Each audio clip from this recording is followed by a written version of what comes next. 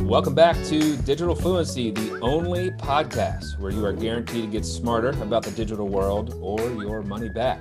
Digital Fluency is a special podcast series from the good folks at the Studio for Teaching and Learning Innovation. I'm your alarmingly adequate and always charming host, Adam Barger, and I am the instructor for the William & Mary course entitled Digital Fluency, Footprints and Philosophies, which provides the content for this series.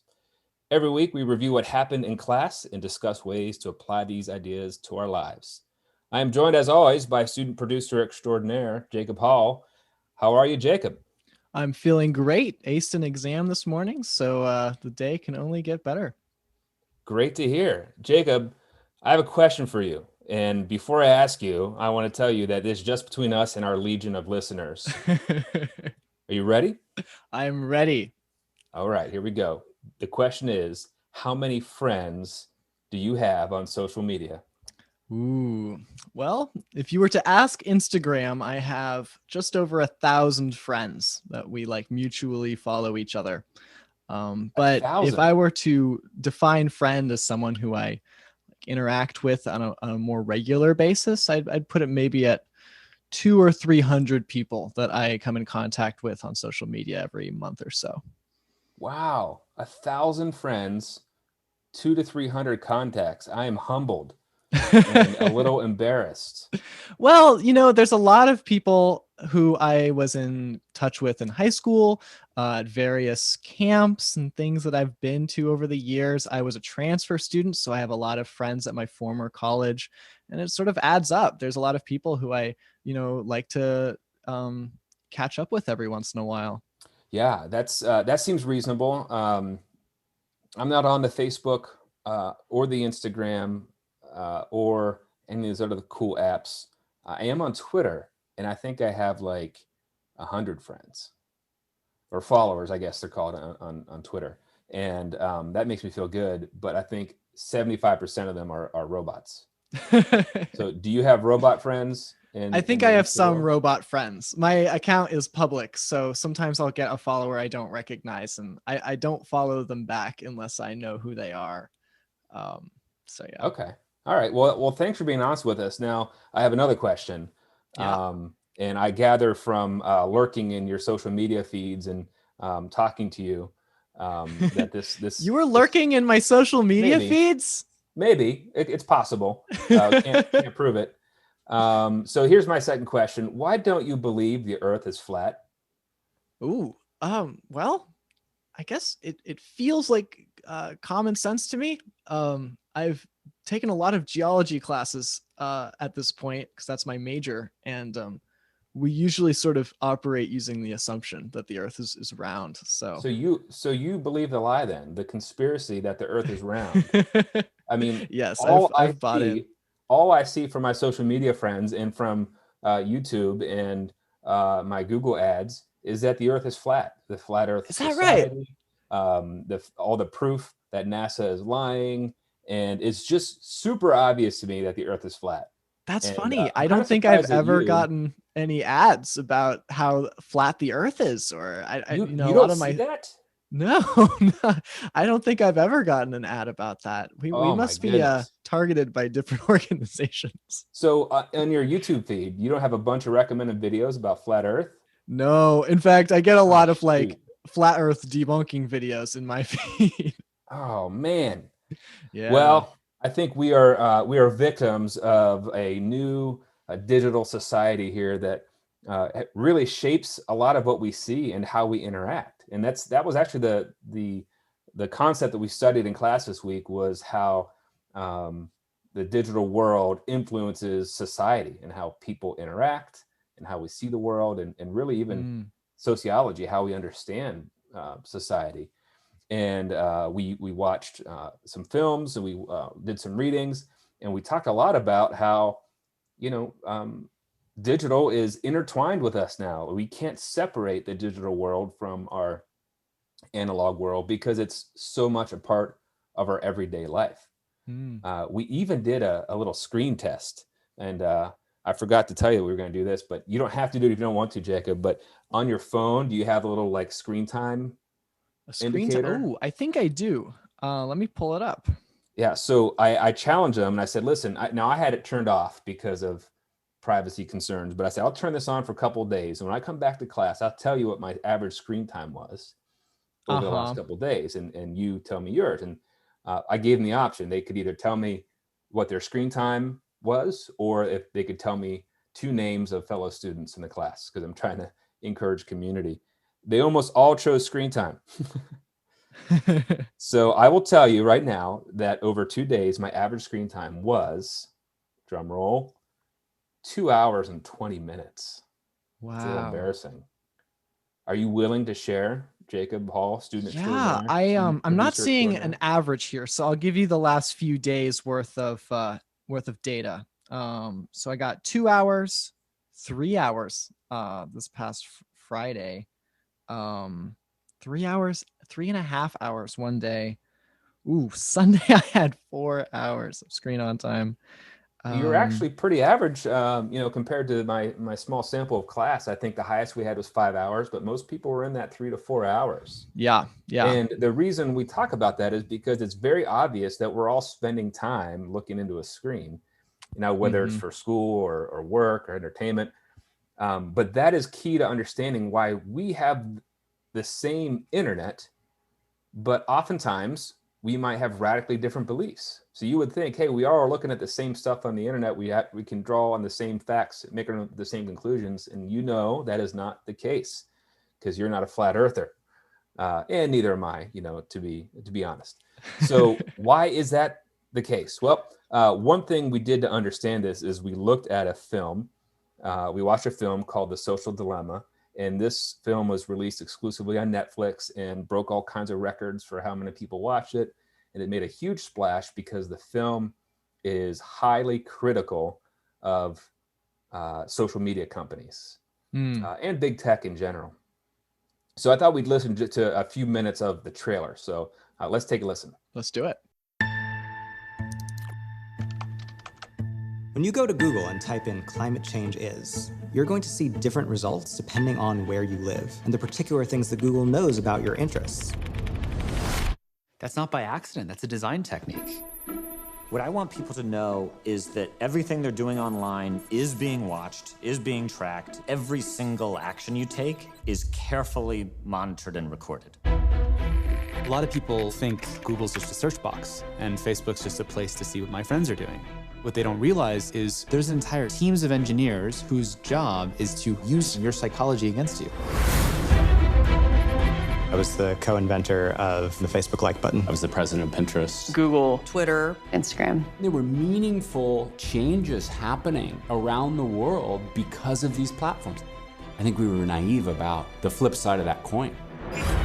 We get rewarded by hearts, likes, thumbs up, and we conflate that with value and we conflate it with truth. A whole generation is more anxious, more depressed. I always felt like fundamentally it was a force for good. I don't know if I feel that way anymore. Facebook discovered that they were able to affect real-world behavior and emotions without ever triggering the user's awareness. They are completely clueless. So that is the film. Have you seen the film, Jacob? I have not yet, but a friend just recommended it to me, so it's on my list. Yeah. How's it sound? It sounds interesting. I already have a lot of opinions about social media and the goods and bads of using it, so I'm excited to see if it expands my perspective a little bit. Yeah, I highly recommend it. And you will either come away terrified or empowered. I tend to be a little more on the terrified side, but this helped us understand what is behind a lot of the technology we use, ostensibly for free. So I thought I'd give you kind of 3 key ideas from class this week. See what you think. And then, as always, we'll give a couple of applications that our legion of listeners can go and apply to their own lives. How's that sound? Sounds great. Let's hear them.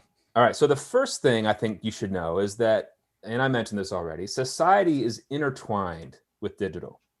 It's not another aspect of life. It is our life. Right. Now, of course, there's exceptions, but for most people, they're interacting with digital every day. So we need to seek to understand it with appropriate methods. We call that class digital sociology, but the idea is we are creating and seeking new knowledge in different ways than we were 20, 30, 40 years ago. Mm-hmm. You know, so where we get our data, how we interpret it, what it means to connect with someone, all these things are part of our society now. And so we need to look at society through that lens. So it's not enough to say, for example, you know, if I interview someone for a study and it's about their behaviors, there's probably going to be questions about digital use, you know, because it's embedded. So that one's pretty easy. That's not too controversial, right? Yeah, I can get behind that. Yeah. So now the second one, maybe a little more controversial, and that is this key point. Your data is not necessarily what is of value. Your data is not necessarily for sale for profit. And we hear that a lot, like, you know, companies are scraping data, they're selling your data, they're stealing data. Now, data is important, but it's not because of the value of the data. It's actually your attention that is for sale. And we call this the attention economy. So most social media apps, they are not looking to get a bunch of data from you and sell it to advertisers. There might be some of that, but they are looking to keep your attention for as long as possible. And your attention is what is for sale, not your data. So what do you think of that? Well, that's a pretty big idea. I think that I agree with that idea that social media companies and online internet companies are worried more about our attention per se than like the data that they might collect about us.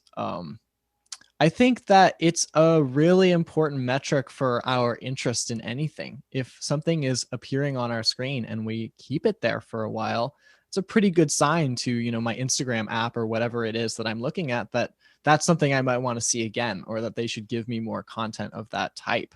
I think that applies to advertising as well as things that like news or, you know, friends that I'd like to keep up with. It's a really easy way for them to see what I'm into and also hone what I'm what they're going to show me next.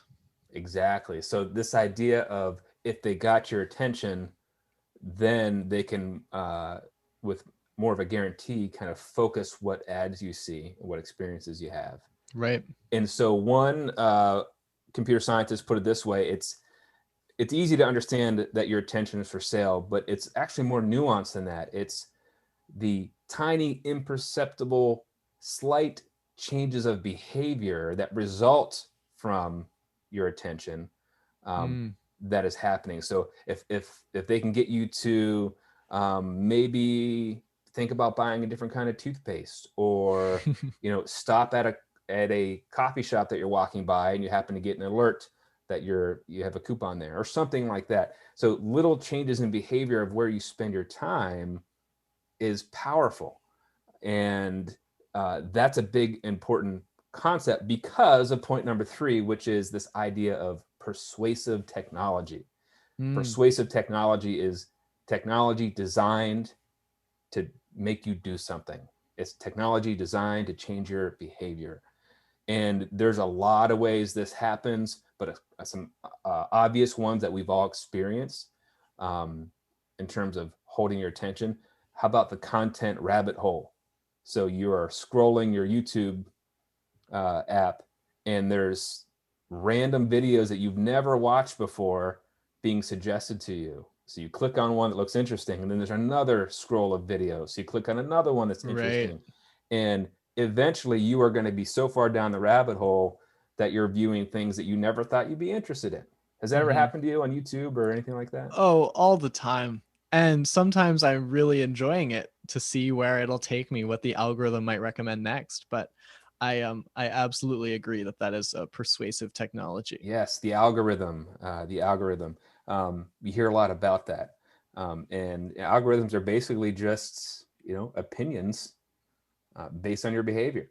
You know, so that content rabbit hole of going down and just spending more and more time clicking down through. That's persuasive technology. Here's another one. How about this? Notifications. Notifications are persuasive technology. So you're sitting there having a conversation, all of a sudden you get a text alert, either the ding or the little alert on your phone. Yep. And I don't know about you, but when that happens to me, it's like, I got to check it. I got to see Yes, who it is. absolutely. Now, I think your generation is a little better than my generation with this. I think you can turn it off a little easier and ignore it. Right. But I know for my generation, so I'm like an old millennial. We got to check that alert, man. Like we know it's not going to be that important. It's probably going to be like, my mom sharing a picture of her lunch. Uh-huh. But I got to check it. That's interesting because like notifications, especially on my phone, is something that I keep very close tabs on personally. And I've gone through my notification settings really, really critically and turned off everything that I don't think I'd want to see. So when I get a notification these days, it's something that I know that I need to pay attention to, maybe a text from a close friend or something along those lines. I've also customize the notification sounds. I've actually used bird calls. If you ever see me in person and my phone is accidentally the ringer's turned on, you're going to hear all these different bird calls from my different apps. So I text my girlfriend via WhatsApp. So if I get a WhatsApp notification, there's like a sparrow call or something along those lines. That's sort of how I can differentiate between the notifications that I get without like having to look at my phone. Yep. You are ahead of the game. I would say you're remarkably digitally fluent. Thanks, Adam. Paul, producer extraordinary. Yeah. So that's actually one of the things we'll talk about in a minute is some ways you can kind of like fight back against persuasive technology. Didn't mean to jump the gun. Yeah. Yeah. No, that's a really good one. Like notifications. That's, another one is like, if I text you, especially on WhatsApp, but I think it happens on Messenger too. And you're typing back, I get the little ellipse. Oh, yep. So what am I going to do? I'm going to hold on to that because I want to see what you say. Yeah, of course. That's a design feature. That's not just like them being polite and saying, hey, just so you know, Jacob's texting you back. That's a design feature. So these are all persuasive technologies. Another one is the media bubble.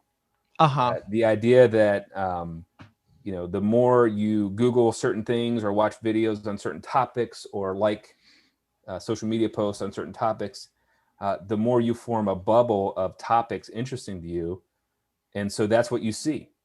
Yeah. And this is why some people are so convinced that the earth is flat, because they see there's so much evidence online. Well, that's because that evidence is being put there by the algorithm to hold their attention. Right. So the media bubble is something you really got to fight against, in terms of how you do your searches and who your friends are and that kind of thing. Right. It's interesting to me because if I imagine myself, in a Facebook board meeting and we're trying to decide what to recommend our users, like it does make sense that we might want to recommend things that they already like, well, what do they want to see? They probably want to see things related to what their friends are looking at, what they've liked in the past. It does to me feel like it started from good intentions, right? Like there were social media companies trying to figure out what to recommend or show people on their screens. And they started from a very good place. And it's come to this point where it's dictating how we think about the world. And that's what's getting scary to me is it's a little bit more than a recommendation. It feels like it's sort of guiding my life more than I would like it to, if that makes sense. Yes, you're exactly right. It can be a little scary. And for example, in the film, and I encourage everyone to watch it, most of the people that are interviewed are former big tech officials or people that have worked in that industry that are pretty high up. Like the guy who invented the like button is in the film. And all these people are former tech executives for a reason. And basically they said what you just said. We started from good intentions. It got out of hand. Yeah. May I go on a quick tangent if that's okay? Yeah. So the Facebook like button, you might already be aware of this, but I'd really like our viewers to hear this, is particularly scary because if you go to any website that has the like button on it, say you log on to, I don't know, npr.org or whatever, some news site that lets you like that article, that little blue button that you see on your screen is directly from Facebook. And by requesting that button, your computer asks Facebook for that little icon. Facebook remembers that you were on that website. So Facebook knows where you are on the internet, even if you're not going to facebook.com, because that like button was displayed on your screen. And so Yes. if you wanted to actually remove Facebook from knowing what you do online, you have to block Facebook's like buttons on other websites, which takes a lot of technical savvy. A lot of people don't know how to do that. Yeah, and that's one of the many reasons I think Facebook was kind of the most panned in the film. Yeah, I bet. And Yeah. they did release, to be fair, they did release a statement saying, here's what the film got wrong. Here's our response. And so people can go check that out. But that little button is a great example of how media bubbles can form and whether we know it or not. Yeah. And so the way I want people to think about this is, hey, there's hope here. You can control your attention. The attention is yours. And the reason we call it the attention economy is because it's a scarce resource. You only have so much attention. Right. So the question is, who controls where you put your attention? And I would like people to control their own attention. And so imagine a continuum. You got a line going in both directions. And that continuum represents how much control you have over your attention. On one side is complete agency, like you control everything. You are not ceding your attention to any app, to anything that you don't want to see. Now that's really hard to get to. You'd have to be almost completely non-digital to get there. But that's one way to look at it. Is like, I'm going to control it all. That takes practice, and you just said, that takes savvy, that takes intentionality, like you did with your notifications. Now, the other side of the continuum is if you're not flexing that agency muscle, it'll turn into atrophy. And so atrophy is where we don't want to be, where we are just letting the attention economy take all of our resource and control it completely. And so we have agency versus atrophy. And I want to talk about some ways that you can push against that atrophy and get us back towards attention agency. So I got 3 tips to give you and our listeners about the attention economy and how to get your agency back. Let's dive in. All right. So tip number 1, stay in the now. Stay in the now. Now, you mentioned you're already doing this with your notifications. Most folks in the digital fluency space will say, turn off your notifications. Just turn them off. Yeah. Or only allow very specific notifications at specific times. So this takes you diving into your settings. There's actually apps that will manage notifications for you because it is kind of complex. But do whatever you can to stay in the now, whether that's going into airplane mode, turning off notifications, silencing your phone, silencing your watch, whatever you can do to stay in the now.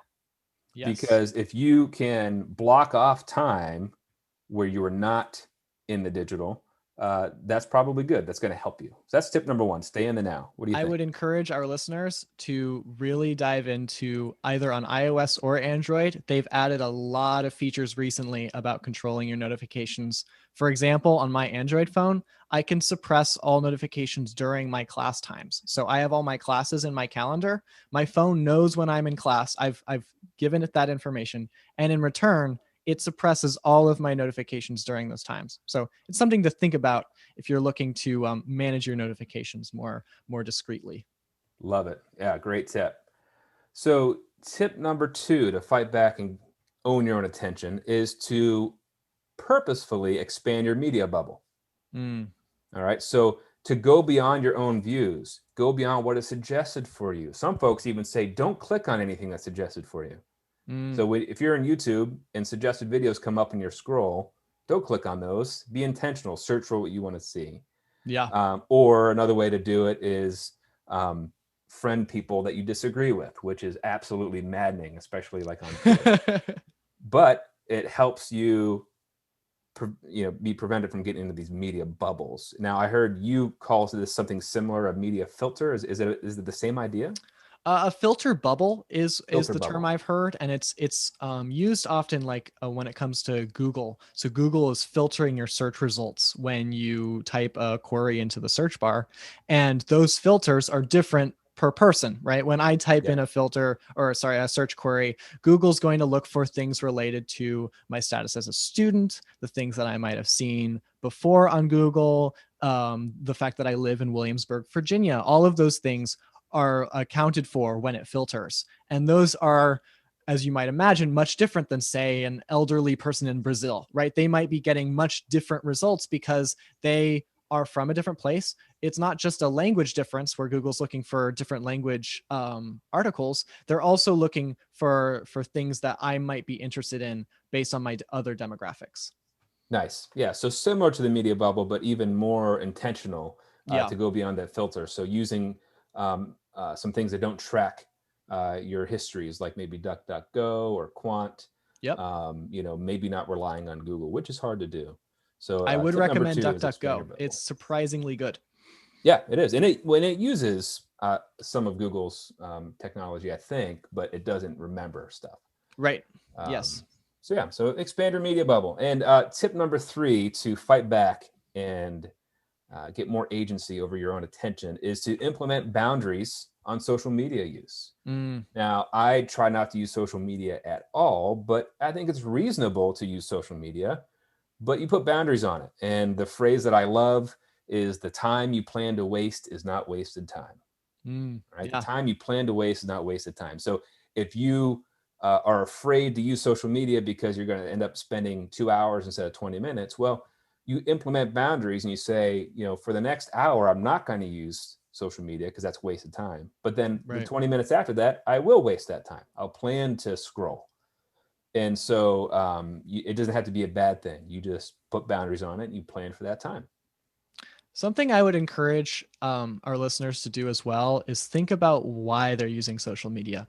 I have a lot of friends who've talked about like feeling really toxic after using Instagram because they are feeling like it's not really a productive thing for them to look at.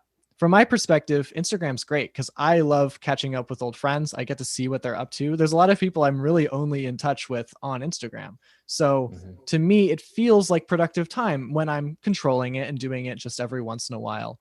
But if some platform isn't doing it for you, like stop using it, right? Like there's so many other things on the internet. I promise you that you can find something more productive to do in that time that you create for yourself.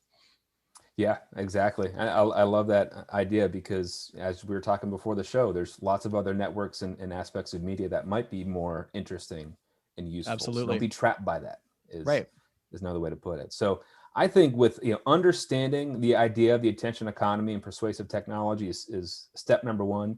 Having these quick tips to start thinking about, staying in the now, expanding your media bubble and implementing boundaries. Puts you in control. It gives you some power, and then it takes some practice. So part of being digitally fluent is working at this. So I hope that these tips have been helpful for you and for those listening. And we'll be back next week with a little bit more on this. And in the meantime, be careful what you search for, Jacob. I will. Thanks for your time. We'll see you next time. Take care, Adam.